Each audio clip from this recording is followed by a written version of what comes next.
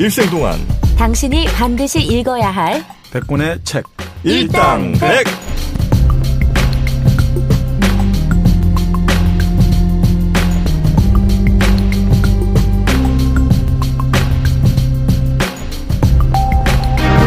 일생 동안 당신이 반드시 읽어야 될 100권의 책 일당백 96번째 시간이 시작됐습니다. 안녕하세요, 정프로고요. 안녕하세요, 정민여입니다. 마련도 봤습니다. 네, 정박입니다. 네, 자, 96번째 일당백. 결국 여러분의 뜨거운 성원에 네. 그리스 신화를 이어가기로 했습니다. 역대급 성원이었죠. 아, 그런가요? 역대급이었나요? 네, 하여튼 그리스 신화가 워낙 뭐 재밌는 얘기들이 많고 네. 워낙 방대하다 보니까 아무래도 한 주에 다 소화하긴 좀 무리다. 그렇죠. 네, 그리고 지난 시간에 했던 그 이야기 뒷이야기들이 또 엄청 많더라고요. 네, 또 전쟁의 시대 뭐 트로이 전쟁 하지도 않았고 우리.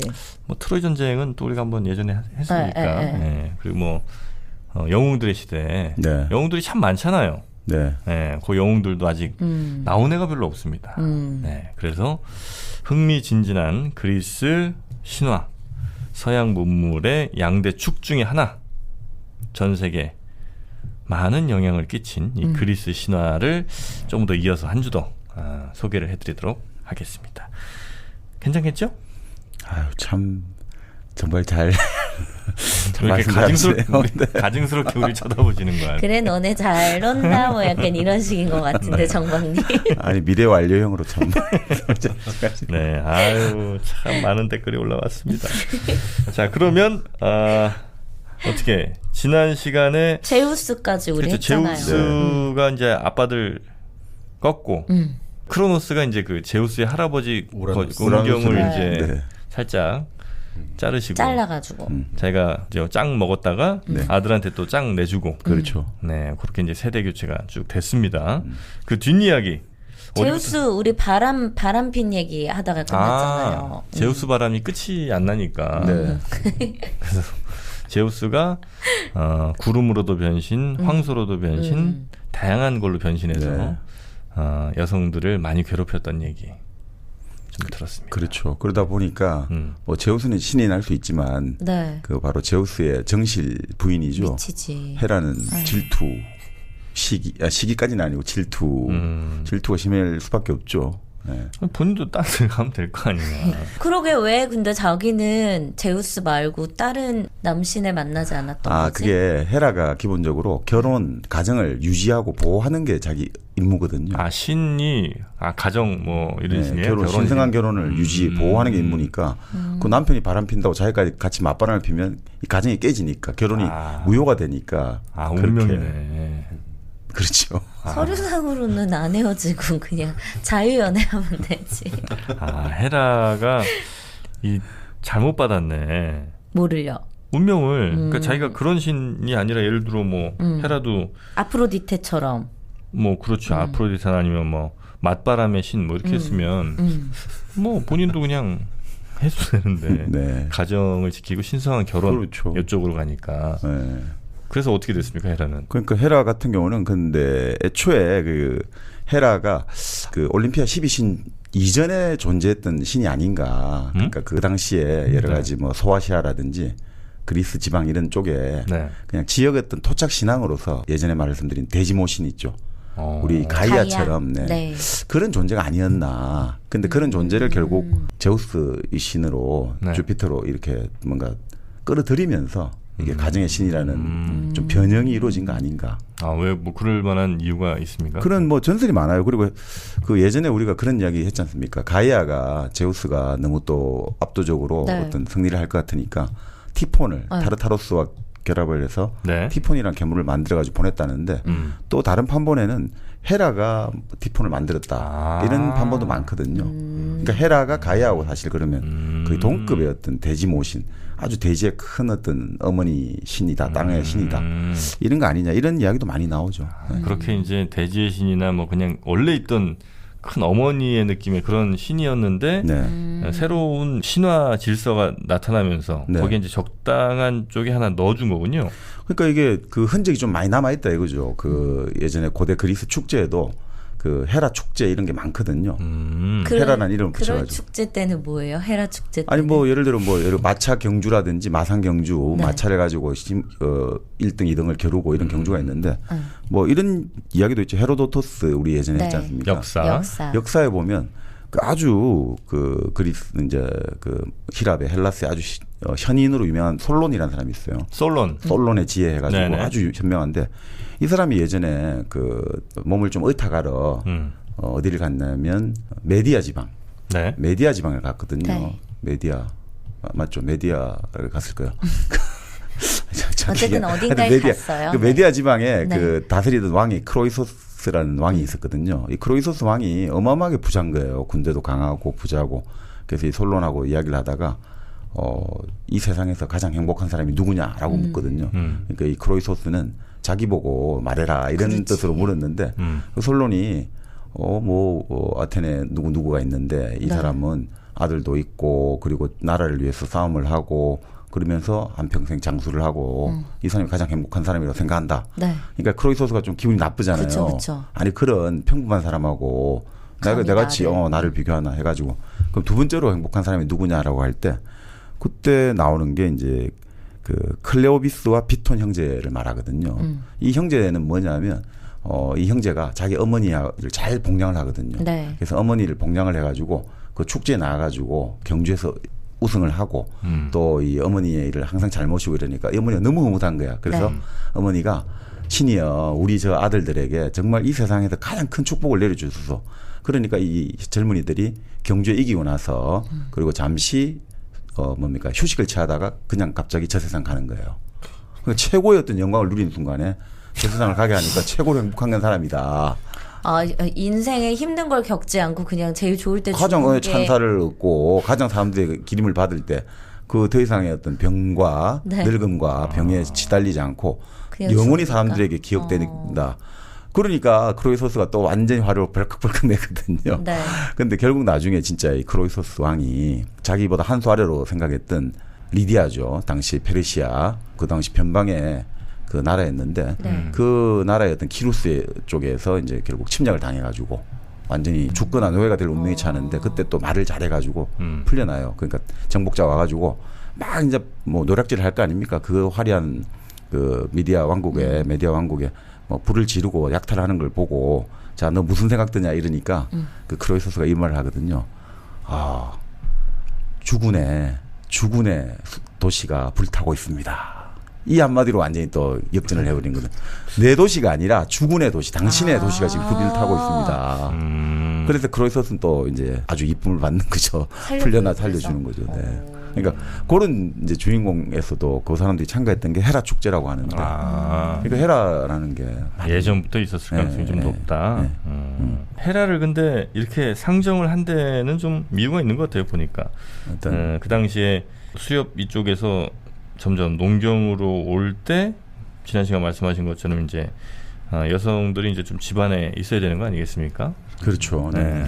근데 그러면 헤라를 좀 관용이 있는 여성으로 그릴 수도 있잖아요. 그러니까 예를 들면 제우스가 바람을 펴도 다 아니지. 이해해주고 아니지. 포용해주는 신으로 만들 수도 아니지, 있었는데 아니지. 왜 이렇게 막 여자들을 다 찾아다니면서 다 아. 파헤치고 뭐 변신하게 만들고 왜 그러는 그게 거예요? 이제 그 당시만 하더라도 뭐 물론 이제 힘이 더 남성들에게 집중은 됐었지만 네. 여성들의 불만 역시도 이제 적지 않은 상황이었단 말이죠. 그래서 그 여성들의 불만을 대리만족하는. 그래서 우리 드라마 아침 드라마 아침 보면 드라마 같은 거 김치 싸대기 때리잖아. 그럼 여성분들이 그거 너무 좋아하지, 시원하잖아. 너무 좋아하지. 그런 대리만족을 오히려 이 신화를 통해서 한 게 아닌가. 네. 그리고 잠깐만 수정할게요. 그 네. 크로이소스가 리디아 왕 같습니다. 메디아가 페르시아 같고, 네. 지금 약간 착각한 같은데. 네. 제 훌륭한 지금 해석을 네. 미안합니다. 갑자기 김치 싸대기 날렸어 정복님이. 이어가지 못하시고 자꾸 그 틀린 거에 파묻히시면 어떡합니까? 대리만족. 헤라는 대리만족의 캐릭터다. 대리만족. 당시 여성들의 불만을 네. 헤라를 통해서 그러니까 막 헤라가 쫓아다니면서 막 그 다른 여자들 막 엄청 괴롭히고 막 이러잖아요. 근데 이럴 수도 있어요. 그 제우스가 몰래 그 부인이 많았다고 했잖아요. 네. 애인 말고도. 네. 그 헤라가 어떤 판본을 보면 7번째 여자였거든요. 네. 아 그래요? 네, 그래서 헤라 입장에서는 아이 그러면 제우스가 어떻게든 한번 동침을 하고 싶은데 헤라는 그럼 정실을 나하고 딱 정식 결혼해가지고 나를 본부인으로 해달라. 그렇지 않으면 나는 같이 있지 않는다. 이렇게 해서 제우스가 약속을 한 바람에 이제 헤라가 딱 이제 정실 부인이 정통성을 차지하게 된 거거든요. 지혜의 여신이네. 나를 정부인으로 해라. 그렇죠. 그래서 해라. 네. 네. 뭐야? 그러니까 그러다 보니까 결국 그 정부인은 항상 감시를 해야 되잖아요. 그죠? 왜냐하면 이미 지금까지 숱한 어떤 과거의 비행들을 알고 있으니까 역시 그러면 나한테도 또 만족하지 못하고 또 계속해서 찝쩍거리지 않겠나. 그러니까 끊임없이 이 어떤 어렵게 얻은 자리를 지키기 위해서는 항상 그 질투와 감시의 어떤 눈초리를 번뜩이지 않으면 자기가 언제든지. 그러니까 헤라가 바로 제우스가 지난 시간에 이오와 그 바람을 피웠는데 네. 이오를 그 암소로 변신시키니까 아르고스를 보내잖아요. 아르고스가 눈이 100개 달렸잖아요. 그 바로 헤라가 감시의 어떤 상징을 하는 거죠. 그랬을 수도 있고 또 한편으로는 대체로 이 제우스의 사랑을 받은 여자들이 끝이 이렇게 행복하지 않단 말이죠. 그렇겠죠. 그렇죠. 네, 그러다 보니까 이렇게 이제 유부남 잘못 만나면 이제 이렇게 된다 이런 걸 이제 교훈적으로 보여주는 거지. 그 아주 가부장적 관점에 설득력 있는 해석 같습니다. 네. 가부장적 해석으로 정말 그때 당시에 눈으로 우리가 이해를 하니까 내재적 접근법. 자 그렇게 헤라의 캐릭터는 완성이 됐습니다. 네. 그러니까 결국 그 헤라가 그렇게 바로 이제 결혼을 보호하니까 결혼을 보호한다는 게 뭔 뜻이겠습니까? 결국 아이를 잘 키워야 되잖아요. 그러니까 이 참 재미있는 게 제우스가 인간 여성 알크메네 사이에 태어난 아이가 있거든요. 그 아이가 바로 헤라클레스예요. 헤라클레스는 그러면은 영웅. 그렇죠, 영웅이죠. 그러니까. 근데 그 헤라클레스가 어릴 때부터 이걸 뭔가 이게 남다르잖아요. 뭐 아기 때부터 뭔가 헤라가 질투가 나가지고 뭐 뱀을 2마리 보냈는데 바로 목 졸라 죽여버리고 그렇게 힘이 장사했다 이거죠. 그래서 이 제우스가 이 자기 아들이잖아요. 어떻게든 외방 자식이지만 아들이니까 뭔가 좀 키워야겠다 해가지고 헤라가 몰래 자고 있을 때 그 헤라 젖을 먹게 딱 만든 거예요. 자고 있을 때니까. 근데 이 헤라클레스가 워낙 아기지만 빠는 힘이 좋아가지고 이 그 뭡니까 젖을 물린 헤라가 깜짝 놀란 거예요. 그 깜짝 놀래가지고 애가 너무 흥분한 거 아니야? 그건 아니고. 아니 무슨 애가 이렇게 조용해. 미안합니다. 그렇게 되다 보니까 애를 밴드를 하고 싶은데 할 수가 없다. 그러니까 이름도 헤라클레스네. 헤라의 클래스가 다르다. 근데 이제 그 뜻이 결국은 나중에 헤라가 헤라클레스에게 어떤 12가지 숙제를 내거든요. 과업을 내는데 헤라클레스 뜻이 헤라의 영광을. 그래요? 헤라에게 영광을. 그래서 헤라가 나중에는 헤라클레스를 이뻐해요? 뭐 나중에 결국 뭐 이제 헤라클레스가 신적인 존재가 되는데 반대하진 않죠. 네. 근데 저주 왜 물린 거예요? 모유 먹으라고? 네. 신의 모유를 먹으면 뭐 마찬가지일 거잖아요. 우리가 정말 불사의 몸이 되고 하듯이 우리가 신은 항상 그때 먹은 음식 말했잖아요. 넥타라든지 암브로시아를 먹으니까 당연히 그 모유가 얼마나 불로불사의 어떤 뭔가를 주지 않을까. 그래서 이 그림도 보면 이 헤라클레스가 꼬만데 아이고 아주 좀 엉큼스럽게 먹는단 말이에요. 이거 봐, 내 얘기가 맞다니까. 지금 이거는 그냥 덩치도 크지 않나요? 아기에게 젖을 먹이는 수준이 아닙니다. 아기가 아닌데요, 거의 소년인데요, 유소년인데요. 이거는 제가 볼 때 성적 코드가 들어가 있나요? 들어갈 수밖에 없죠. 그러니까 이제 결국 그 젖을 물렸잖아요. 서서 빠는 애가 어딨어 저렇게. 그렇지, 안겨서 빨아야지. 아니 몰래 주다 보니까 그러니까 이 도둑 그 흔히 말하는 뭐야 도둑 젖동량을 한 거죠, 그죠? 근데 놀래가 깨니까 애가 뭔가 자기 젖을 빠니까 놀래가 깨가지고 그러다 보니까 이게 애는 지금 빨다가 이게 그 젖꼭지가 떨어진 거잖아요. 그때 이제 젖이 뿜어져 나와가지고 만들어진 게 바로 은하수가 된 거다 이거죠. 그 은하수, 모유가 헤라의 모유가 그래서 그 은하수를 밀키웨이라고 하잖아요. 갤럭시란 말도 쓰지만 원래 밀키웨이란 말도 많이 쓰거든요. 그 헤라의 젖이 뿌려졌다 이거죠. 엄청 빨아들였나 보네 진짜. 은하수가 헤라클레스 때문에 생겨난. 그러니까 이 우주의 기원은 바로 헤라클레스와 헤라에 의해서 생겨났다. 네, 그렇죠. 밀키웨이. 네. 자, 은하수가 이렇게 생겼습니다. 그러니까 헤라는 정말 그래서 연애담이 거의 없어요. 결혼을 지키고 집안을 지켜야 되니까. 그러니까 여신들이 그래서 연애를 많이 못하지 않았냐. 네. 그래서 예전에 한번 그 말씀 드렸잖아요. 칼립소 그 뭡니까 오디세이아에서 네. 그 오디세우스가 그 결국 고향 가기 전에 칼립소 여신 그 섬에서 7년간 그 아무도 모르게 숨겨져 가지고 칼립소 여신이 오디세우스를 데리고 있잖아요. 네. 그때 이제 막 푸념을 하잖아요. 다른 이제 신의 전령 헤르메스가 와가지고 야 오디세우스 이제 좀 돌려줘야 돼 이러니까 아니 남자 신들은 맨날 자기들은 즐기고 우리 여신들이 좀 즐기려고 하면 조금 더 이거 틈을 안 준다 이러는데 사실 여신들도 나름 인간 남자들을 많이 데리고 놀아요. 아 신은 안 되니까 인간을. 네, 뭐 네. 많이 있어요. 여신도 뭐 보면 에오스라는 새벽의 여신이 뭐 케팔로스와 그 해가지고 파이톤이라는 태양을 이제 향해 나아가다가 이카루스처럼 이제 결국 추락하는 사람도 났고 그리고 바로 이제 물의 여신 테티스 바로 펠레우스라는 남자 결혼해서 그 유명한 영웅 트로이 전쟁의 아킬레우스를 낳는 거죠. 그러니까 뭐 그리고 아프로디테도 인간 영웅 앙키세스와 그 눈이 맞아가지고 네. 또 바로 트로이의 마지막 영웅 아이네이아스라는 영웅을 낳거든요. 그 트로이 전쟁에서 다 죽었고 다 노예로 끌려가고 했지만 이 아이네이아스가 탈출을 해가지고 결국은 나중에 이제 로마를 건국했다.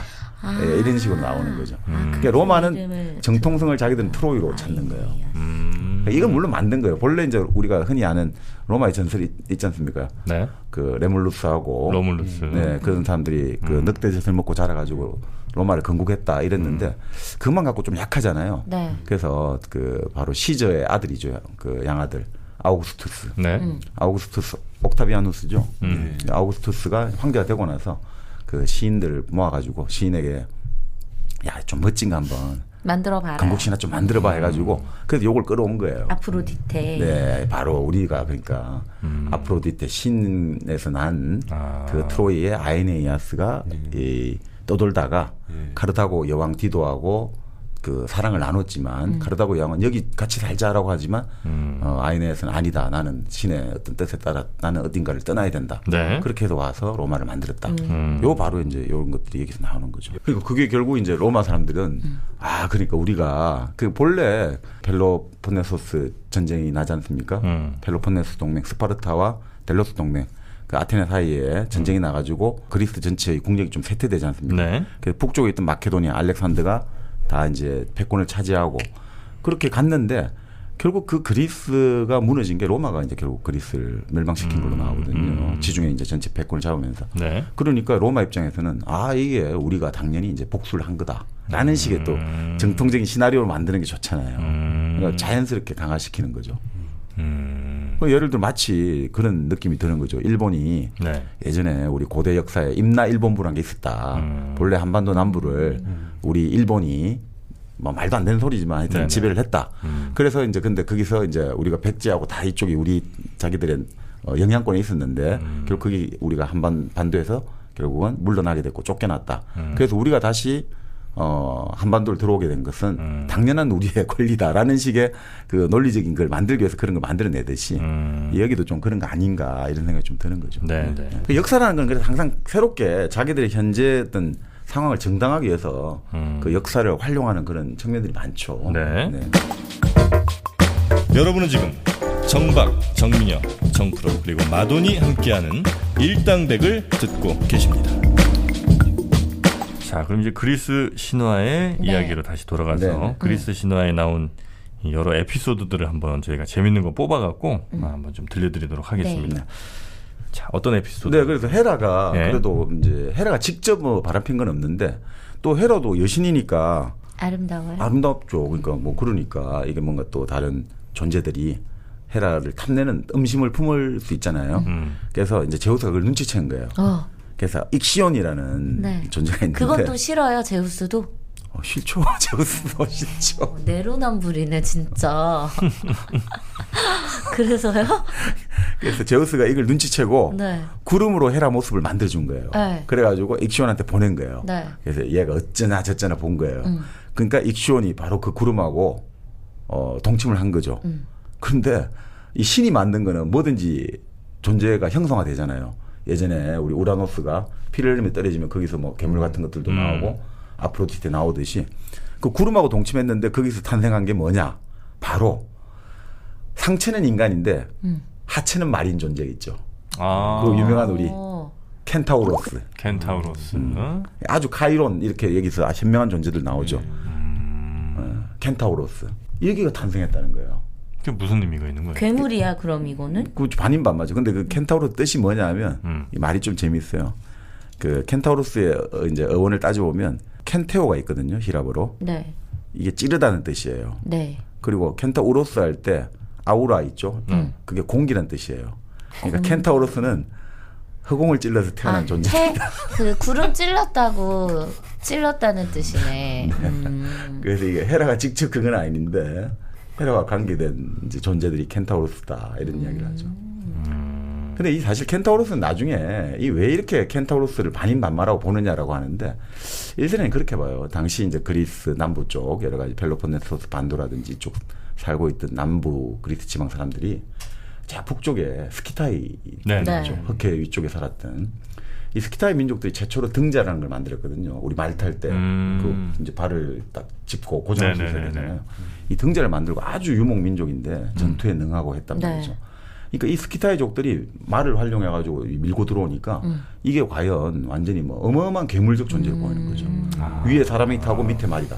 그러니까 거기서 켄타우로스라는 이게 이 상상의 존재를 만들어내지 않았을까 이렇게 생각하는 거죠. 아, 그렇겠네. 사람이 말 타고 오는 모습이 멀리서 보면 어쨌든 위에는 사람인데 밑에는 말인 거잖아요. 워낙 잘 타니까 한 몸처럼 잘 타니까. 한 몸처럼 되는 거죠. 그러니까 특히나 그러니까 이 전쟁의 역사를 봐도 네. 이 기병이 등장하면서 그게 뭐 거의 그러니까 우리가 치면 1차 세계대전 때 탱크가 나온 거하고 똑같은 효과였다는 거죠. 그랬겠다. 이건 완전 상대가 안 되는 거죠. 그래서 아까 제가 말씀드린 그 리디아의 크로이서스 왕이 세계 최강의 당시 기병대를 가지고 있었거든요. 네. 그러니까 전혀 어떤 나라 군대도 들어올 수가 없는 거예요. 이 기병대를 가지고 있으니까. 근데 이제 아까 말씀드린 미디아 아주 페르시아의 작은 왕 키루스가 들어올 때 어떻게 했냐면 이 말들이 낯선 것이라든지 냄새에 아주 예민하거든요. 낙타 부대를 동원한 거예요.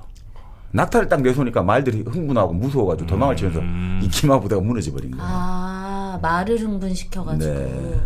그러니까 이게 결국 아무리 좋은 무기고 아무리 좋은 장비라도 또 허점이 있거든요. 아주 원초적인. 그러니까 그런데 어쨌든 켄타우로스가 그런 존재들이다. 네. 그러니까 허공을 찔러서 태어난 존재다. 이게 참 재밌는 것 같아요. 근데 결국은 이렇게 하니까 이 형상에 대해서라도 불경죄를 저질렀다 이거죠. 감히 네가 여신을 능욕했다 이래 된 거죠. 우리도 뭐 그 북한 같은 경우도 왜 김일성, 김정일 사진 훼손하면 난리 나잖아요. 네네. 마찬가지인 거죠 여기도. 그래서 어떻게 됐느냐? 익쇼는 붙잡혀가지고 영원히 불타는 수레바퀴에 묶여버리는 거예요. 영원히 불타는 수레바퀴에. 계속 돌아가는 거죠. 영원히 불타면서. 익시는 원래 뭐 하던 친구예요, 그 사람? 그냥 여기서는 뭐 보통 사람으로 나오죠. 아, 그래요? 네, 인간으로 나오죠. 근데 그러니까 인간이 함부로 신이랑. 신성을 침범을 하면 큰 벌을 받는다. 이걸 계속 던져주는 거죠. 그 제우스지. 수레바퀴에 묶어버려서. 영원히 불타는 수레바퀴야. 그러니까 이게 뭐하고 좀 비슷하지 않습니까? 영원히 불탄다. 영원히 뭔가 바퀴가 돈다. 이 느낌. 영원히 바퀴가 돈다? 그리고 뭐 영원히 뭔가가 반복된다. 그때 얘기했던 거. 뭐 시시포스? 그렇죠. 시시포스가 결국 그 둥근 바위돌을 굴러가지고 올리잖아요. 네네. 떨어지고. 그게 바로 태양이잖아요. 그 둥근 바위돌이 태양을 상징한다는 해석이 많죠. 그러니까 낮이 됐다가 또 밤이 되고 계속 반복하는 게 낮과 아, 밤이다. 영원히 불타는데. 그렇죠. 네. 그러니까 익시온도 마찬가지라는 거죠. 수레바퀴가 둥글잖아요. 그러니까 영원히 불타는 게 이게 돌고 돌면서 하는 거는 낮과 밤이 계속해서 반복된다. 이런 것들을 설명한다는 거죠. 신화가 그때 처음 말씀드리는 게 자연 현상을 설명해야 되잖아요. 원인을 설명해야 되거든요. 그래서 이 원인 신화인 거죠. 어쩌면 그럼 그 구름이 지금 뭐 모양이 워낙 이제 다양하니까 구름이 이제 어떤 뭐 여성의 모습처럼 이렇게 보였는데 거기를 햇살이 쫙 뚫고 햇살이 이제 한 줄기 빛이 나온 거죠. 그걸 보고 이제 켄타우로스. 해석이 꿈보다 해몽이 더 좋아. 일단 다 뚫어야 돼, 정현진 씨는. 그치? 공기를 뚫었구나. 구름을 뚫었구나. 근데 진짜 지금 이렇게 사실은 뭐든지 해석을 하려고 하는 욕구들 있잖아요. 네. 그것도 사실은 그 누가 그런 이야기 했는데 그게 관통의 욕구라고 보거든요. 오. 해석을 한다는 게 자꾸 의미를 관통하고 싶다. 그러니까 뚫고 싶은 욕망이 있는 거야. 그리고 텍스트에 삽입하고 싶다 이런 거거든요. 그 텍스트에 정박님 어떻게 이렇게 적나라한 욕을 아니 그게 텍스트 용어예요. 문헌 비평에서 네. 자꾸 뭔가 해석을 하려고 하고 네. 뭔가 자꾸 의미를 부여하려는 거를 어. 그게 바로 어떻게 보면 좀 상당히 폭력적인 태도다. 그러니까 저번에 말씀드린 대로 좀 애매모호하고 안절부절인 상태로 두지 못하고 뭔가를 딱 자꾸 클리어하게 정리하려는. 그렇죠. 그건 결국은 그런 욕망들 삽입충. 그만 욕구 실현하세요. 제가 그랬군요. 아니 그럴 수도 있다는 거죠. 켄타 텍스트. 텍스트를 뚫어. 저는 켄타 텍스트. 하반신은 A4 용지, 상반신은 사람. 그런 게 또 있군요. 네, 뭐 그렇게 해서 네, 헤라 같은 경우는 그런 네. 식으로 뭐 사실 헤라 자체가 그 헤라가 로맨스가 있으면 곤란해지겠죠. 그렇게 된 그렇지. 거죠. 네. 네. 자, 그 다음에 나오는 게 바로 이제 또 제우스의 같은 다 누이 형제들이죠. 그 유명한 곡물의 신 데메테르. 데메테르. 농경의 신. 네, 네, 네. 이게 사실 데메테르 같은 경우는 제우스하고 한번 잠시 결혼 생활을 했다라고도 나오거든요. 동물상. 거기서 낳은 딸이 페르세포네예요. 페르세포네. 네. 뭐지? 이 페르세포네가 아주 절세 미녀인데 그래서 그래서 바로 어떻게 보면 자기 삼촌이죠. 그 어떻게 돼요? 삼촌이죠. 뭐 외삼촌인가 뭐 그렇게 되죠. 외삼촌. 바로 하데스. 지아. 그러니까 하데스가 페르세포네를 납치해 버리는 거죠. 너무 예뻐서. 조카를 납치해 간 거죠. 네. 그래서 이제 데메테르는 근데 누가 납치간지를 몰라요. 네. 그 데메테르가 자기 딸을 찾으려고 온 세상을 헤매고 있거든요. 네. 그러다 보니까 곡물이 자랄 수가 없고 인간이 굶어 죽을 판이에요. 그래서 결국 타협을 하게 되는데, 근데 그때 데메테르가 전 세계를 돌아다닐 때, 네. 이제 인간의 모습으로 돌아다니니까 사람들이 천대를 하고 이럴 거잖아요. 어떤 늙은 할머니가. 그런데 지금 그리스 지방에 헬라 지방에 그 엘레오시스라는 지방이 있거든요. 네. 그 엘레오시스에 가니까 그 당시 그쪽 사람들이 아주 잘 환대를 해준 거예요. 그래서 맛있는 것도 해주고 음식도 해주고 옷도 갈아입혀 주니까 이 데메테르 여신이 그 왕이 왕하고 왕비가 애를 낳았는데 내가 너희 아이를 정말 이제 잘 돌봐가지고 불로불사로 만들어주겠다 된 거예요.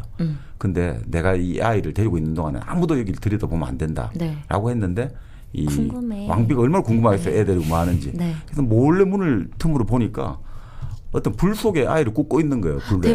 데메테르가. 그럼 안 되지, 난리 나지. 그러니까 놀래가지고 그 아이 이름이 데모폰인데 네. 데모폰을 굽고 있으니까 놀래가지고 아이고 저 미친 여자가 우리 애를 타 죽인다 해가지고 문을 열고 막 들어와가 애를 뺏었거든요. 네. 그때 이제 데메테르 여신이 자기 본 모습을 드러내는 거예요. 어리석은 인간아. 조금만 더 하면 기다리라고 했는데. 불로불사가 되는데 너희들은 어떻게 그렇게 기다리지 못하냐 하고 이제 어떻든 그래도 많이 복을 베풀어 준 거죠. 네. 그 이후로 그 지방에서 엘레오시스 지방은 데메테르 축제를 여는 거예요. 근데 그 데메테르 축제가 완전히 비밀의식인 거예요. 왜요? 여기는 함부로 못 들어가는 거예요. 아주 어떤 난교가 있나? 그러니까 아주 이제 특별한 사람들 그리고 이 특별한 자리에 초청받은 어떤 현명한 사람이라든지 이 특별한 사람들은 그 축제를 한번 갔다 오고 나면 너무너무 그 기억을 잊을 수가 없는 거예요. 너무너무 황홀하고 너무너무 아름답고 모든 것이 새로 탄생된 경험을 하고 왔다 이거죠.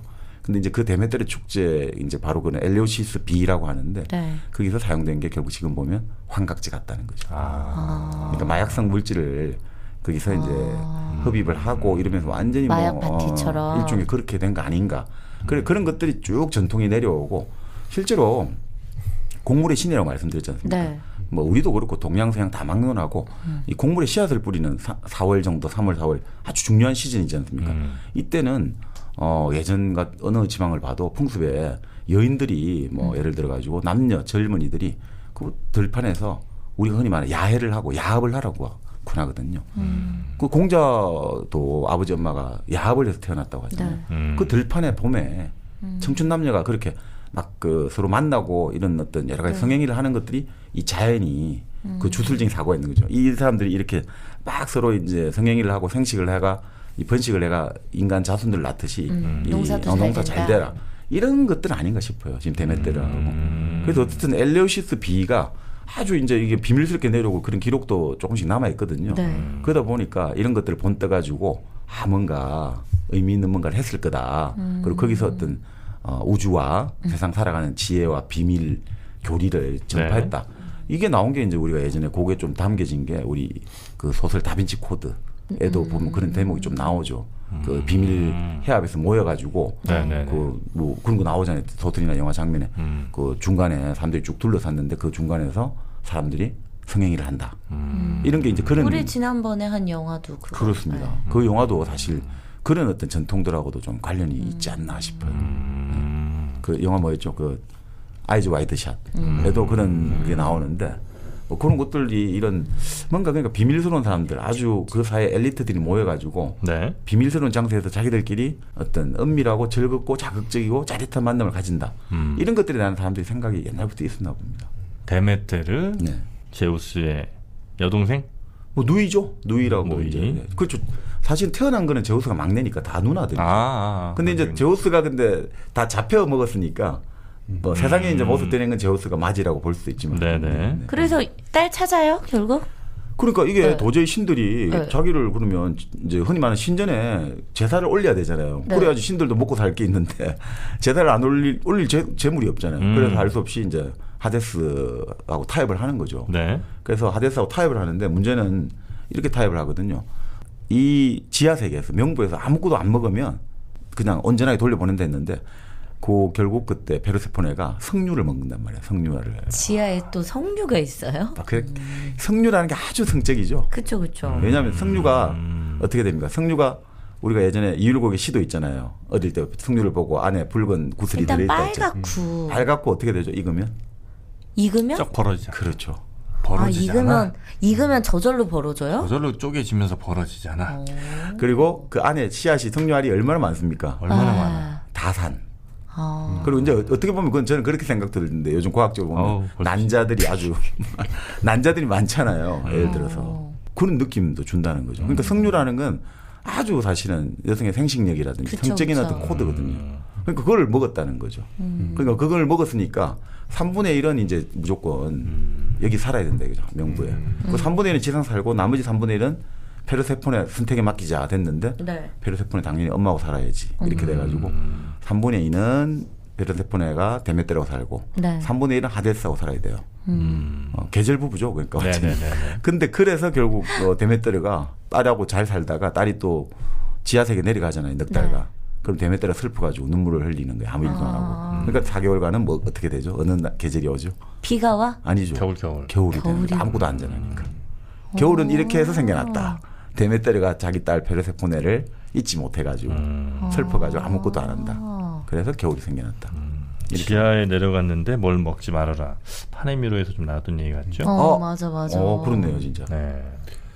참고로 매트릭스 2에 보면은 메로빙거라는 캐릭터랑 같이 사는 여자 이름이 펠로소포네로 나오는데 지금 얘기하신 이미지하고 굉장히 비슷해요. 그러니까 많은 영화에서도 다 그리스 신화를 차용하니까. 그러니까 데메테르 같은 경우는 이제 손에 항상 곡식 이삭을 들고 횃불을 들고 뭐 이런 식으로 돼 있다는 거죠. 딸도 뭐 그 비슷하게 데메테르와 페르세포네는 한 몸이라고 보통 거죠. 다른 판본에는 그 곡식이 그 커피로 돼 있다는 얘기가 있던데요. 커피 빈으로. 커피콩으로. 커피콩으로. 시간이 됐습니다, 여러분. 광고 타임. 자, 1kg 커피. 데메테르도 홀딱 반한. 하데스도 내줄 수밖에 없었던 바로 그 커피 1kg 커피가 여러분과 늘 함께하고 있습니다. 1kg 커피는 원두 형태로 그리고 드립백 형태로 드립백 또 콜드브루 이렇게 여러분 다양하게 즐기실 수가 있고요. 특히 드립백 이 드립백을 저는 강추합니다. 이제 또 찬바람 불기 시작하니까 그렇죠. 드립백이 많이 팔릴 시기죠. 드립백 안에 그램수 늘린 거 다 말씀드렸죠? 패키지 바뀌고 공장 옮기고 확장하고 사업 잘 되고 있고 지금. 이 드립백 같은 경우가 보관도 또 용이하니까 이게 개별로 포장이 다 돼 있잖아요. 그럼요. 여행 갈 때도 그냥 한두 개씩 막 챙겨가지고 가면 되고.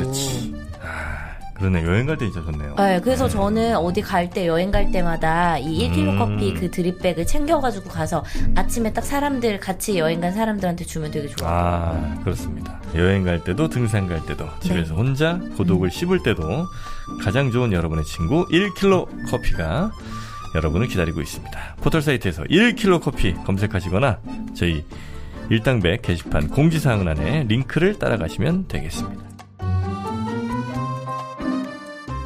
데메테르가 딸은 네. 찾아왔어요. 네, 넉 달 동안은 딸 없어서 겨울. 겨울 그렇죠. 그래 겨울이 만들어진 거. 땅에서 곡식 자랄 수 없고 네. 그러니까 사실 데메테르나 게이 아마 다 비슷한 것 같아요. 베자라는 게 땅을 뜻하거든요. 어스. 대도 땅을 뜻하고 메테르가 어머니거든요. 그래서 우리 유명한 맞아요. 어머나칠도 999. 메텔. 예, 메테르. 아. 엄마라는 뜻이죠. 철이와 메테르는 사실 엄마죠. 아, 근데 둘이 약간 좀 네. 코드가 있어? 있잖아. 둘이 약간 있던데요. 있어. 둘이 조금 있습니다. 어디푸스? 네. 네, 조금 있습니다. 자, 결국 이제 데메테르가 나오고 이제 결국 또 바다의 신 제우스의 형제죠. 포세이돈. 포세이돈은 뭐 우리 최근에 영화도 한번 나왔습니까? 그 아쿠아인가 거기서 나왔던 영화 있잖아요. 아쿠아맨? 아쿠아맨. 네. 맞나요? 포세이돈 나오죠. 바다의 신. 아쿠아맨 포세이돈 네. 뭐 맞는 것 같네요. 예. 그런가요? 안 봐서 저는 모르겠어요. 네, 저도 안 봐가지고. 네네. 포세이돈도 워낙 뭐 많이 나오잖아요. 우리가 뭐 미국의 해군 핵 잠수함 이름도 포세이돈이죠. 디즈니 그 포세이돈 영화 막 이런 데서도 나오지 않아요? 옛날에 포트리스라는 그 네. 게임이 있었어요. 거기에 이제 포세이돈이 또 나옵니다. 그 영화 포세이돈 어드벤처. 예. 배가 뒤집혔는데 이게 네. 거꾸로 뒤집히는 바람에 네. 거기서 이제 탈출하는 그것도 포세이돈 어드벤처. 네. 포세이돈이라는 게 사실 바다와 관계된다. 해안과 그렇죠, 관계되면 다 포세이돈 쓰는 거죠. 음. 근데 포세이돈은 이게 뭐 저기 작은 이제 암피트리테라는 부인이 있었는데 네. 네. 이게 데메테르하고 짝도 있었다는 이야기도 있고 왜냐하면 포세이돈을 상징하는 동물이 말이거든요. 말. 말? 왜요? 그리고 육지도. 바다인데? 근데 여러분 잘 보세요. 파도가 노도와 같다 그죠. 성남 파도가 몰아칠 때 우리 그림 보면 어떻게 하죠 보통. 말들이 그냥 막 산업 말들 달려오는 갈기를 거 하듯이 있잖아. 이렇게 보통 그리잖아요. 그죠. 아. 파도를 바라볼 아, 때. 파도가 진짜 막 다가오는 모습이 말이 뛰어오는 모습이랑 네, 비슷하네요. 그래서 이 포세이돈도 사실은 이 땅의 지배자 아니었나. 근데 좀 밀린 거 아닌가. 제우스한테. 네, 뭐 그런 이야기도 좀 있습니다. 네. 그래서 하여튼 포세이돈은 뭐 여러 가지로 유명한데 그 아테나 있죠. 네. 그 자기 조카쯤 되죠. 제우스의 네. 딸이니까. 네. 아테나하고 결국 그 아테나의 도시 있잖아요. 지금 바로 우리 정프로 갔던 아테네. 네. 아테네를 놓고 서로 이제 여기 이 도시를 나의 어떤 수호 도시로 만들려고 서로 경쟁을 했다가 결국 아테나 여신은 올리브 나무를 주고 자기는 짠 물이 나는 샘을 딱 주니까 당연히 인간들이 이쪽을 택하는 거죠. 아테나 올리브를. 여신이 올리브를 택했다. 이런 이야기 나오고 그리고 뭐 포세이돈이 여러 가지 뭐 이런 말의 신으로 많이 나와가지고 그때 한번 말씀드렸잖아요. 그 메두사가 네. 목이 벨 때 튀어나온 말. 페가수스. 그게 바로 이제 포세이돈하고 사이에서 메두사가 관계를 해가지고. 아, 메두사랑 포세이돈이었어요? 그렇게, 둘이? 네. 참 여기도 동물의 왕국이야. 막 여기저기서 다섯 교 지금 막 근친상간에다가. 근데 그렇게 싸우기도 하면서 또 뭐 사랑도 했었나요? 아테네랑? 그러니까 또 아테네가 사실 저주를 포세이돈이랑은요? 내려서 네, 저주를 내서 메두사한테 저주를 그러니까 내서 그게 어떻게 됐냐면 머리가 이제 모양으로. 포세이돈하고 그 메두사가 네. 뭔가 관계를 해야 될 거 아니에요. 네. 그 관계를 한 데가 바로 그 지금 말씀드린 그 여신의 신전에서 되니까 그 신전을 더럽힌 거잖아요. 네. 그래서 저주를 내리는 거죠. 저주를. 감히 내 땅에서 말이야 이것들이 좋아해서가 아니고 잡스럽게 하냐 이렇게 돼가지고. 부정 탔다 이거. 그러니까 항상 자기 영역이 있는 거예요. 네. 아무리 신이라도 내 영역을 들어오면 안 돼 이런 거죠. 근데 이런 거 보면 또 약간의 우리 유럽엔 그 봉건제 있잖아요. 네. 영주, 영주. 성주들이 딱 자기 영역이 있잖아요.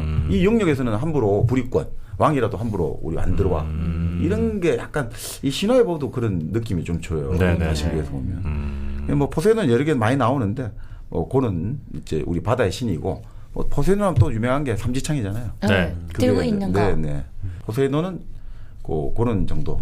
아까 말한 아테나 여신하고 그런 게 있고 또 나중에 뭐 제가 이름을 지금 까먹었는데 포세이돈이 어떤 여자를 되게 좋아하게 됐어요. 네. 그 여인을. 인간이에요? 인간. 근데 그 여자 이름을 까먹었는데 네. 좋아하게 되니까 내가 좋아하는 거 뭐든지 다 내가 해줄 수 있다. 나에게 나의 사랑을 들어다오 이런 거예요. 근데 이 여자가 엄청나게 머리가 좋아요. 네. 그러면 좋아. 그 먼저 맹세를 해라는 거예요. 그러면 스틱스 강에 걸고 맹세를 해라. 네. 그 스틱스 강에 걸고 맹세를 하면 신들도 절대 바꿀 수 지켜야죠. 없대잖아요. 네. 맹세를 그러면 하겠다 된 거예요. 자, 그러면 내 소원이 말하겠다. 스틱스 강에 걸고 나는 너의 소원을 들어주겠다라고 맹세한 다음에 여자가 소원을 말해요. 나는 이 세상, 이 땅에서 결코 누군가에 의해서 상처받고 뭐 아무리 뭔가 목을 자르고 베고 해도 죽지 않는 불사의 몸으로 만들어 달라라고 소원을 딱 만들어 남자로 만들어 달라고. 나를 남자로 만들어 달라고. 포세들이 완전히 당한 거죠. 근데 어떻게 물을 수가 없잖아요. 스틱스 강이 하니까. 그러니까 소원은 들어줬는데 남자가 되어버린 거잖아요. 그러면은 이제 사랑할 수 없죠. 그렇죠. 그러니까 포세이돈은 완전히 당한 거죠. 그런데 결국 이제 신들은 항상 재밌는 게 아무리 인간이 머리를 써서 신들을 속여도 결국은 벌을 받게 돼 있거든요. 이거 세계 최강이잖아요, 완전히. 이제 뭐 자기는 죽일 수가 없어요. 어떤 칼과 활과 뭐 그러니까 동방불패. 신들이 어떻게 하냐. 그 동방불패 같은 거죠. 아, 그렇네. 여자에서 남자로. 그러니까 여자에서 남자로 변한다는 이게 옛날부터 그런 어떤 원형들이 있어요. 아, 그렇네. 그럴 때 뭔가 새로운 뭔가 그러니까 크고 강한 힘을 얻기 위해서는 뭔가 하나를 포기해야 된다. 뭐 이런 것들 이런 게 좀 깔려 있거든요. 근데 결국 어떻게 하냐면 신들은 다 인간이 감히 그렇게 강한 존재가 되면 안 되잖아요. 그래서 켄타우로스들하고 전쟁을 할 때 시켜가지고 함정을 파고 만들어요. 그 땅에서 흙을 밟고 뭐 죽지 않잖아요. 상처는 안 내잖아. 그래서 함정을 파가지고 밑에 누른 다음에 돌을 쏴가지고 질식해서 죽게 만들어요. 결국 질식해서 그러니까 상처는 안 내고 상처로는 절대 죽일 수 없지만 질식해서 죽일 수 있잖아요. 그래서 결국은 질식해서 죽게 만들어요. 이제 잔머리 굴리지 말라는 거군요. 그래서 그게 이제 포세이돈이 하나 나오죠. 포세이돈. 항상 보면 이 그리스 신화에는 네. 신들이 항상 뭔가 이렇게 좀 테스트를 한다거나 조건을 걸고 뭐 이런 게 많은 것 같고 또 인간들은 뭔가 이렇게 신들한테 뭔가 이렇게 자꾸 요구를 하는데 결국은 그 요구를 신이 어떻게든 들어주지만 결론은 이렇게 썩 해피하지 않은 좀 비참하게 끝나는 경우들이 좀 많은 것 같아요. 네, 특히 그걸 이제 그래서 그리스 신화는 휘브리스라고 하는데 인간의 오만이라고 하죠. 휘브리스? 네, 휘브리스 이렇게 하는데 그게 무슨 말이냐면 함부로 신에 대들고 함부로 신하고 뭘 겨루다가는 너희들은 천벌을 받는다거든요. 그 대표적인 게 이제 바로 또 아테나 여신하고 네. 경쟁하려 했던 이라크네죠. 이라크네. 자기가 이 뭡니까? 배를 잘 짜는 거예요. 이게 배틀. 네네네네. 배틀을 짜고 배틀을 하겠다 된 거예요. 그래서 이제 아테나 여신한테 한번 내가 뭐 그 여신 따위야. 내가 더 잘해. 하다가 결국 안 되잖아요. 결국 어떻게 됐냐면 그 싸움에 지고 바로 아테나 여신이 얘를 거미로 만들어 버렸죠. 그래서 거미는 항상 씨를 뽑아내는 거예요. 아, 거미줄. 네네네. 이라크나 그런 식이고 또 뭐 예를 들어 가지고 니오베라고 이 사람이 엄청나게 자랑을 많이 하는 거예요. 야, 나는 아들 7, 딸 7, 왕비야. 이 세상에 부러운 게 뭐가 있어. 아이고, 저 고작에서 레토 여신, 바로 그 제우스와 사이에 그 아폴론과 아르테미스를 낳았잖아요. 네. 그 뭐 레토 여신 해봤자 1남 1녀밖에 더 돼. 상대도 안 돼. 이렇게 까불다가 레토 여신이 열받아가지고 자기 아들, 딸을 부른 거예요. 고작 인간 따위가 나를 능멸한다. 그러니까 아폴론이 또 활의 신 아닙니까? 네. 아르테미스도 천연대 사냥꾼 잘하잖아요. 네. 다이아나. 활을 사가 다 죽이는 거예요. 자, 뭐 자식들을. 그러니까 이 여자가 너무 놀래가지고 마지막에 내 막내 아들 얘만은 살려다오. 네. 그 그림을 보면 유명한 게 나와 있어요. 가슴을 확 젖혀요. 젖을 싹 보이거든. 젖가슴을 보여요. 네. 하늘 향해서. 그 말은 이 내가 어떤 뭔가 맹세를 할 때 내 막 이런 거 있잖아. 내 심장을 보여주겠다라는 어떤 의미가. 내 모든 걸 다 그렇죠. 걸고 내 모든 걸 다 맹세한다. 걸고 맹세한다. 제발 이 애는 살렸는데 냉정하거든. 신들의 벌은 가차 없어요. 조금의 어떤 그 뭡니까 자비를 베풀잖아요. 결국 다 죽어버린 거야. 그러니까 이 니오베가 돌로 변해버린 거예요. 그 자식 7 생태한 자식 14을 한꺼번에 잃고 나서 네. 돌로 변해버린 거예요. 그 돌로 변했는데 그 돌로 변한 니오베의 눈에서는 계속해서 눈물이 흘러가지고 그게 니오베의 셈이 됐다. 근데 그것들은 전부 다 인간의 휴브리스를 경고하는 거죠. 인간은 함부로 까불지 마라. 이런 거죠. 신한테 대들면 당신들은 인간의 세계라는 건 앞으로 어떤 일이 날지 모르는데 그 대표적인 게 바로 결국 우리가 지난 예전에 했던 오이디푸스. 그렇게 똑똑하고 현명한 오이디푸스도 결국은 아버지를 죽이고 어머니와 결혼하는 그런 비참한 운명에 처하게 된다. 그러니까 그런 것들을 보여주는 것 같습니다. 일당백 재밌게 듣고 계시죠? 좋아요, 구독하기, 댓글 달기, 후원하기 꾹 눌러주세요. 자, 그럼 어떻게 네. 영웅 얘기 좀 영웅 합니까? 영웅 얘기요. 네. 예, 뭐 이제 올림포스 신들, 뭐 아폴론, 아르테미스는 그때 이야기를 좀 드렸잖아요. 네. 근데 여기 아폴론 같은 경우는 연애 실패담이 하나 있긴 있죠. 하나 고만 말씀을 네. 드리죠. 그 아폴론이 아주 미소년이 아니고 미청년이잖아요. 미중년하듯이. 그런데 연애는 잘 못해요. 생각보다. 자기 주변에 무사히 그 예술의 요즘 그 뮤즈들도 많고 하는데 네. 그 다프네라고 들어보셨어요? 다프네. 다퍼? 굉장히 해프네죠. 걔가. 해프네? 아니 다프네? 반대죠. 아주 안 예쁘죠. 아 그래요? 네.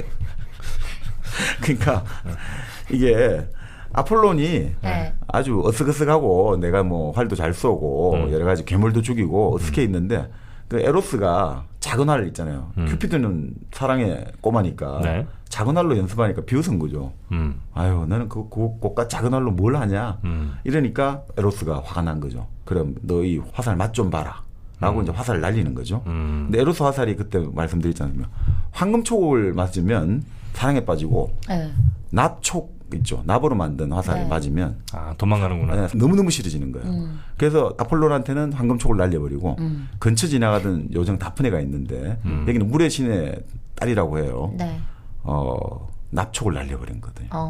이거 완전 미치는 거죠. 짝사랑이네 짝사랑. 그러니까 아폴로는 보자마자 네. 이 뭡니까 머리 속에서 그 흔히 말하는 사랑의 호르몬들이 막 네. 분출되는 거예요. 그래가지고 분출되는데 문제는 다프네는 완전 혐오의 호르몬이 분출되는 거죠. 그러니까 이게 막 도망치고 그러니까 이 끝이 없잖아요. 그래서 다프네가 막 이제 잡히기 직전이에요. 그러니까 얘가 아버지한테 부탁을 하는 거죠. 강물의 신에게 아버지 나를 좀 어떻게 해달라고. 그런데 갑자기 다프네 말이 끝나기도 무섭게 아폴론이 막 잡으려고 하는 순간에 다프네가 나무로 변해버려요. 너무 싫어서? 부탁을 했잖아요. 아버지에게. 그 나무로 변한 게 아폴론이 너무 분통하잖아요. 싶고. 그래서 그 나무를 쓰다듬으면서 네. 영원히 당신을 나는 기억하고 당신이 모든 사람에게 당신의 그 아름다움과 이걸 잊어지지 않게 하겠다 해서 그 나무가 올림픽 경기에서 월계수. 그렇죠. 바로 그게 월계수가 된 거죠. 진짜? 이게 바로 다프네가 변한 게 월계수가 된 거예요. 그러니까 이게 그렇게 보는 거죠. 아까 아버지가 강물의 신이라고 했잖아요. 그러니까 물이라는 게 네. 모습이 변한다고 했지 않습니까? 네모난 데 당기면 네모나게. 그쵸. 그러니까 결국 이 변신의 모티프로는 항상 많이 나오는 게 물인 거죠. 변신할 때는 뭔가 물하고 관계되는 사람들이 변신을 한다. 뭐 이렇게 네. 많이 나오는 거죠. 그리고 뭐 아폴론의 이제 여동생이 아르테미스지 않습니까? 네. 달의 여신 우리 다이아나. 뭐 다이아나는 많이 아실 텐데 이 다이아나가 또 재밌는 게 이 뱀하고 상징이 깊어요. 달이요? 달이 좀 뱀하고 상징이 깊어요. 왜요? 이게 정확히 모르겠는데 이게 뭔가 양손에 항상 뱀이나 짐승을 잡고 있는 상으로 많이 나오거든요. 사냥을 하니까. 네네. 그래서 그런 건지. 뱀은 지혜를 보통 상징. 그럴 수도 있고. 근데 이제 보통 그래서 아테나 여신도 사실 뱀이 관련돼 있어요. 근데 어쨌든 예전에 이런 이야기 많았거든요. 그리스 신화에서 보면 네. 야 우리 그리스는 이 사람의 모습을 한 신을 숭배하지. 자 다른 미개한 지방 애들은 동물 숭배하고 토템이라고 했는데 우리는 얼마나 선진이냐 이런데 그건 좀 잡소리다 하고 요즘 많이 보는 거죠. 사실 크레테 지방도 뱀 여신상 숭배하는 게 많이 나오거든요. 네. 다 똑같아요 사실은. 근데 어쨌든 그래서 아르테미스도 사실 좀 그런 것들 사냥하고 좀 하여튼 관련이 있다. 초기에 그러니까 수렵 채집 사회잖아요. 그런 것들하고 좀 관련이 있지 않는가. 그리고 그 수렵 채집을 하니까 자연스럽게 그 에페소스 섬이라고 에페소스 지방 있지 않습니까? 소아시아. 네. 그쪽에 보니까 뱀이 많아? 아니 아르테미스 이제 여신상이 발견됐는데 네. 이게 너무 재미있어요. 가슴이 몇 개 달린 네, 거예요? 그러니까 이 젖가슴이 수십 개가 나오는 거죠. 근데 이건 또 그런 이야기를 해요. 이게 젖가슴이 아니라 네. 이게 결국은 소의 고환을 상징한다. 소? 네, 황소. 이게 그러니까 황소 고환을 상징한다. 이런 해석도 있어요. 왜 또 갑자기 황소가 튀어나와요? 행식을 상징한다 이거죠. 뭐. 그러니까 그 옛날에 당시 우리 지난 시간에 뭐 미노스 왕의 궁정에도 미노타우루스가 있다고 했지 않습니까? 그러니까 소라는 게 괴물도 되지만 결국 이 소가 사실 농경이라든지 목축에 또 아주 중요한 역할을 하지 않습니까? 그러니까 소가 많아야지 좋잖아요. 그러니까 소의 생식들 이런 것들이 또 그 목축이라든지 이런 거하고 좀 관련되지 않을까. 그래서 이 아르테미스가 사냥하고 이런 것들 관련해 가지고 이런 것들이 좀 이런 신앙하고 연결되지 않았을까. 근데 재밌는 게 이게 아테나 여신도 그렇고 검은 그 피부색 있지 않습니까? 좀 검은색으로 피부가 많이 나와요. 까만 거요. 그래서 이게 아무래도 결국 이집트 쪽에서 온 거 아니냐 문화가. 결국 히람 문화의 원료는 결국 이집트일 가능성이 높다라는 또 정자도 된다 이래 되는 거죠. 네. 그렇게 했고 뭐 또 우리 아까 말씀드린 아테네 여신, 미네르바, 지혜의 여신, 네. 제우스의 이제 머리를 뚫고 태어난 이제 아테나 여신도 있고. 그 아테나 여신은 뭐 요즘 아주 유명한 게 하나 있죠. 아테나 여신과 관련되는 것들. 해군에 이지스 함이 있지 않습니까? 네네네. 이지스가 바로 아테나 여신하고 아주 긴밀한 관련이 있죠. 이지스라는 게 방패라고 보통 하지 않습니까? 네네. 이거 완전히 이건 뭐 그 모든 것을 다 캐치해내고 막아낸다 이런 뜻인데 실제로 그 아테나 여신이 이 뱀으로 테두리를 장식한 숄 같은 거를 들고 있거든요. 네. 그 뱀하고 관련되는 게 아테나인데, 그러니까 이 숄을 들고 있으면 뭐 방패 없이 이게 완전 방어 무기로는 최고라는 거죠. 어떤 적의 어떤 공격도 막아낼 수 있다. 그 의미에서 이제 이게 본래 그 아이기스인데 여기서 이제 이지스 이렇게 됐다 이렇게 보는 거죠. 그 뱀으로 만든 숄 이름이 아이기스인데. 네네네. 그렇게 이제 보기도 하죠. 근데 그 싸움의 신을 여자로 만든 건 왜 그런 걸까요? 사실 뭐 싸움에 그렇게 여성이 이렇게 막 있을 이유는 없잖아요. 그 머리를 써야 돼서 그런가? 그건 아닐 것 같은데. 그러니까 그게 좀 특이하긴 한데요. 여자를 두고 싸워서 그런가? 여자 때문에? 그러진 않았을 것 같아. 이때는 그냥 어쨌든 제일 힘센 사람이 여자를 다 가졌었다며.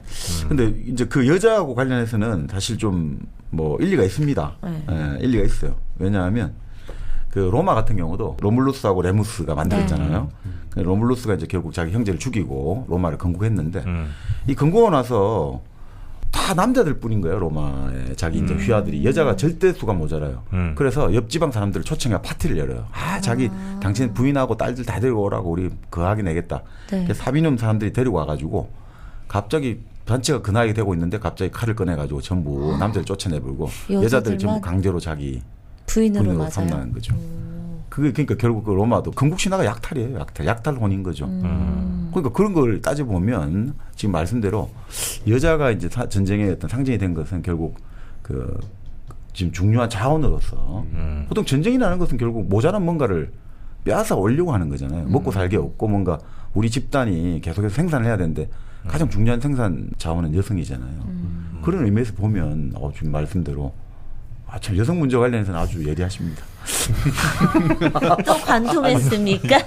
관통하고 싶지 않았는데 이거는 내가. 그러니까 또 아레스라는 전쟁의 신이 또 있잖아요. 같은 뭐 남매끼리인데 하나는 아테네도 결국 전쟁의 신으로 볼 수 있지 않나요? 뭐 싸움의 신. 그 그 전투 뭐 이런 용맹, 무력 절대 지지 않는다, 불패 이런 데니까 그리스 신화의 장점이라고 한다면 속성은 분명히 있는데 그 속성이 단일하진 않아요. 계속 섞여 버려요. 네. 그러니까 그런 것들 좀 우리가 보시면 될 것 같아요. 기타 영화나 이런 데 보면 아레스는 되게 싸움만 좋아하고 약간 무식한 걸로 좀 표현이 좀 되고 아테네는 약간 지혜 쪽에 미네르바죠. 네, 아테네. 또 돼 있으면 전쟁에 두 가지가 있는데 하나는 좀 무식하고 하나는 좀 전략과 무력을 이렇게 동시에. 네, 뭐 그런 걸. 네. 마지막에 점은 뭡니까, 마선님? 마무리 못하겠어가지고. 자, 결국 뭐 아레스도 사실 아레스가 정말 별 이야기가 별로 없는 신이에요. 신화 중에서는. 네. 그러니까 뭐 무존재, 패스. 전쟁이라는 게 아무래도 뭐 그러니까 그때 말씀드렸듯이 아프로디테하고 미래를 즐기다가 네. 그 그물에 걸려가지고 망신당한 정도로만 많이 나오고 네. 이게 그렇게 많지가 않아요. 네. 그 이후에 이제 넘어갈 수 있는 게 우리가 바로 영웅. 영웅의 시대로 이제 들어가면 첫 번째 장식하는 사람이 영웅이 네. 페르세우스죠. 페르세우스. 뭐 페르세우스는 우리 밤하늘에도 관련이 깊죠. 우리 그런 이야기 하잖아요. 개념을 어디 안드로메다로 보냈나. 바로 페르세우스의 장모죠. 장모가 안드로메다예요? 부인이구나. 부인이 안드로메다고. 페르세우스는 장모는 어떻게 카시오페이아. 태어났었죠? 네, 페르세우스가 어떻게 태어났느냐. 네. 바로 그때 아버지가 빗방울이었죠. 페르세우스의 아버지. 제우스. 제우스. 클림트의 그림 있죠. 네. 바로 그 비로 변해가 내려오잖아요. 네. 그 다나에 있잖아요. 그 엄마가 다나에고 아버지는 제우스. 그러니까 영웅이 된 거죠.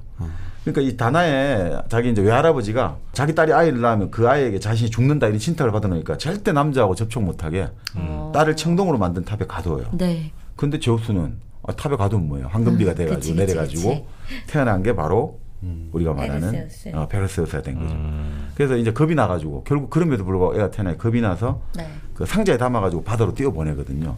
이건 또 어디 많이 들어본 신화잖아요. 우리 그 김해 허왕옥 네. 그 신화하고 비슷하죠, 그죠? 네. 설화하고 그렇게 상자가 이제 섬에 가서 닿았고 그리고 거기서 이제 성장을 하게 되는 거죠. 이런 신화도 참 많아요. 이런 식의 우리 예제왕도 그렇고. 그래서 이제 성장했는데 그 바로 그 섬의 왕이 얘 엄마가 좋은 거죠. 다나이가 좋아가지고 근데 아무래도 그 아들이 페르세우스가 방해될 것 같으니까 얘를 좀 없애야겠다. 이렇게 생각해가지고 야, 너 여기서 제대로 살려면 메두사 머리를 가져와 된 거예요. 네. 근데 메두사 머리 가져오면 사실 다 죽잖아요. 그 돌로 변해버리니까. 근데 페르세우스는 아까 말한 제우스의 그래도 피를 이어받았잖아요. 그러니까 많은 이제 도움을 받게 되는 거죠. 그래서 요정들이 도와주는 거죠. 그 메두사 머리에 담을 수 있는 자루도 주고 또 메두사 하려면 뭔가 날아다녀야 될 거 아닙니까? 날개 달린 신발도 주고 그리고 여러 가지 자기가 또 투명 인간 우리 예전에 도깨비 감투라고 하죠. 네. 쓰고 쓰면 안 있으면 보이는. 그것도 주고 다 준 거예요. 그래 가가지고 이제 결국 그 고로운 세자매가 있는 곳에 그 신들의 도움을 받아 갔는데 결국 죽는 존재가 딱 그 고르곤 중에서 메두사 하나거든요. 다른 존재는 잘 안 죽어요. 그래서 이제 메두사를 딱 고개를 뒤로 돌리고 방패에 비친 모습을 보면서 메두사의 머리를 잘라버렸다. 그렇게 되는 거죠. 근데 그것도 그것도 성공한 거예요. 네, 성공하죠. 근데 이게 재미있는 게 이 자르는 것도 칼이 아니에요. 여기서 보니까 뭘로 잘라요? 이것도 낫으로 바로 할아버지가 정조 할아버지 잘랐던 것처럼. 할랐던 우라노스 그살 때 낫을 참 이렇게 얘기는 많이 쓰네요. 사실 낫이라는 게 더 섬뜩하죠, 그죠? 우리가 보면 또. 네. 그래서 이제 메두사를 자르고 고르곤들을 추격해오지만 그건 뭐 날개 달린 신발도 있겠죠. 보이지 않는 감투도 쓰고 있으니까 고르곤들이 그 도저히 추격할 수가 없는 거죠. 자, 그 상태에서 이제 어느 섬을 갔는데 그 섬에 지금 그 섬 이름이 섬이 아니죠. 그 지역이 우리가 지금 여기서는 아이티오피아로 나오죠. 에티오피아. 네. 바로 그 에티오피아에 갔는데 아름다운 소녀가 묶여 있는 걸 발견하는 거죠. 네. 바닷가 그쪽에. 네. 그게 뭐지 보니까 이 소녀 이름이 안드로메다.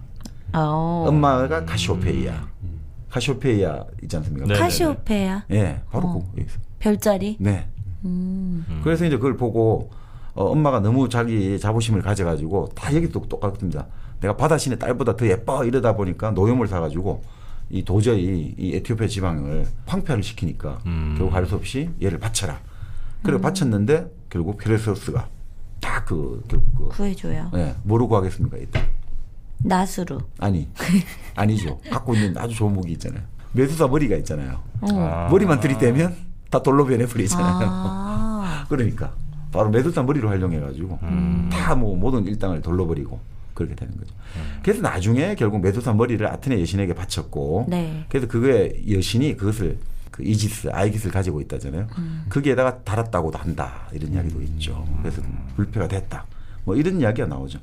그 페르세우스가 결국은 뭐 이렇게 영웅적인 일을 하고 나니까 자기 엄마하고 이제 아내 안드로메다를 데리고 그 아르고스가 이제 이 지방이에요. 돌아갔는데 외할아버지가 딱 손자 나타났다니까 자기 죽을 것 같잖아요. 손자한테 죽는다는 신탁을 받았으니까. 아, 네. 그 외할아버지 도망을 치는 거예요. 네. 얘하고 같이 있으면 안 된다. 근데 참 이 신탁은 무서운 게 우리 오이디푸스도 네. 아버지를 죽인다는 신탁에 겁이 결국 나가지고 이뤄지잖아요. 갔는데 여기도 마찬가지. 그 도망을 쳐가 갔는데 페르세우스가 어느 경기에 갔다가 원반을 던지거든요. 네. 그 원반을 던졌는데 그 외할아버지가 관중석에 있다가 맞아가지고. 신탁대로. 네. 참 이게 그러니까 신탁은 아무도 피할 수 없다 이런 식으로 나오는 거죠.